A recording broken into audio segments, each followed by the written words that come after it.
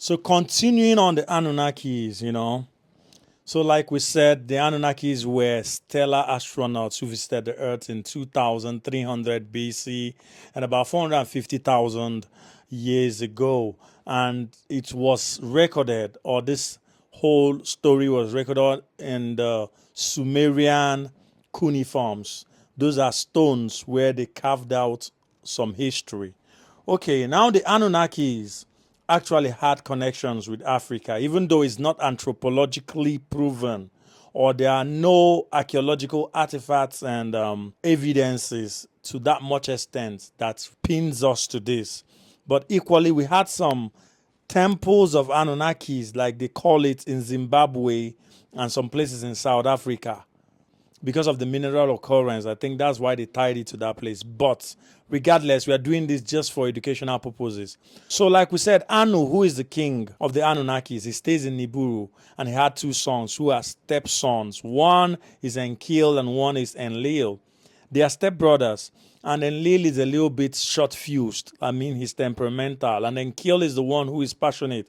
And he was the one in charge of, the whole genetical mix-up and genetical laboratory work that actually made the slave workers, who we call the hominids. Okay, but now we have the Nephilics, and the Nephilics are the ones that contain the genes of the Anunnaki. And the Nephilims, they live up to like thousands of years, while the hominids, they were living hundreds of years. But along the line, there was something like a revolt in those slave trade gold mines.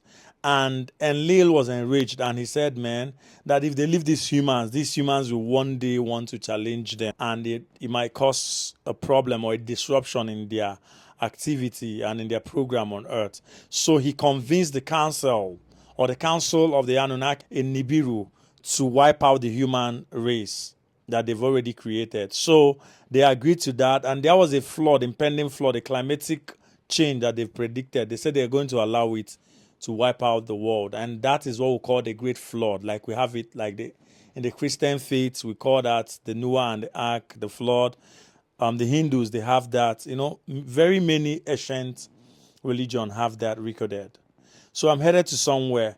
Now, Enlil was very passionate and emotional about his laboratory work, which are the hominids and all that.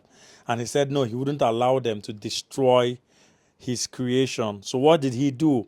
He met Ansurat. That was somebody, a king of the humans, and he told them that they should go get a craft, which is what we call the Noah's Ark in their own translation, so that there's a great flood that is coming, so that they can save them. And that was it. But I'm going to somewhere. When there was that problem, when the problem arose between the hominids and the Nephilims and the whole disruption, the revolt in the mines, Enlil was sent to Africa and equally, man the operations there. So he was there for some time, and that is how they came to Africa. Africa was called Abzud, or there's a name. It's not Africa that we used to bear. So Africa was called Abzud or something. So that was when he had that exchange, they've said exchange, with the old Africans, like in South Africa, Kalahari, and partly some Nubians, and not proven, but allegedly some of us in the sub-Saharan Africa, like the Igbos and some people. That is how they are tied. So if you go to Zimbabwe and some places today, you might see some temples and some things that they feel was instituted by the Anunnakis. We'll get to the Great Flood and how it happened with the Anunnakis, but this is just a series where we learn. So we're still stepping on it.